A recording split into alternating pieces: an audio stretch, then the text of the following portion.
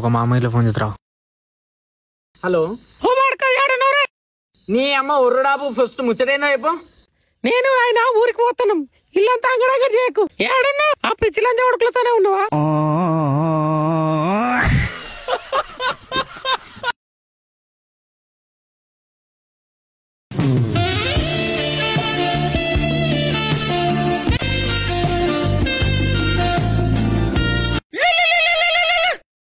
Hello, ఇగో నాయన రాలేదు, జ్వరం వచ్చిందని మంచం మీద అన్నాడు.